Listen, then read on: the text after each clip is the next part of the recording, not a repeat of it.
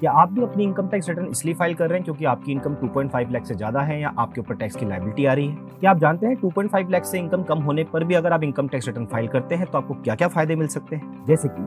आपकी income tax return आपको bank loan या किसी फाइनेंशियल इंस्टीट्यूशन से लोन लेने में बहुत मदद कर सकता है, क्योंकि जब आप लोन के लिए अप्लाई करते हैं तो आपसे बैंक या फाइनेंशियल इंस्टीट्यूशन कोई भी आपसे 3 साल का रिकॉर्ड मांगते हैं, 3 साल की ITR मांगते हैं, जो कि आपकी इनकम का प्रूफ होता है, ताकि बैंक ये चेक कर पाए कि आप लोन देने में, इंटरेस्ट देने में कैपेबल हैं कि नहीं। इसी तरह अगर आपको अपना TDS रिफंड लेना है तो भी आपको इनकम टैक्स रिटर्न फाइल करना जरूरी है, चाहे आपकी इनकम 2.5 लाख से कम ही क्यों ना हो। क्योंकि अगर आपका कहीं TDS डिडक्ट हुआ है, चाहे वो सैलरी से हो, चाहे रेंट से हो, चाहे इंटरेस्ट से हो, चाहे आपका बैंक में FD हो, सेविंग अकाउंट पे इंटरेस्ट आपको अर्न हो रहा हो और उस पर TDS डिडक्ट हुआ है, तो TDS रिफंड क्लेम करने के लिए आपको ITR फाइल करना कंपलसरी है। इसी तरह अगर आप अपने बच्चों के लिए किसी स्कॉलरशिप के लिए अप्लाई कर रहे हैं तो उस केस में भी इनकम प्रूफ के तौर पर आपको ITR देना जरूरी होता है। इसी प्रकार अगर आपको कहीं पर लॉस हुआ है किसी फाइनेंशियल ईयर में और उस लॉस को आप चाहते हैं अगले साल अपनी इनकम से सेट ऑफ करना, ताकि आपको टैक्स बेनिफिट मिल पाए, आपके टैक्स लायबिलिटी कम हो पाए, तो उस लॉस को सेट ऑफ करने के लिए आपको इनकम टैक्स रिटर्न फाइल करना जरूरी है। तभी आप उस लॉस को कैरी फॉरवर्ड कर पाएंगे और आगे अगले साल में उसे सेट ऑफ कर पाएंगे।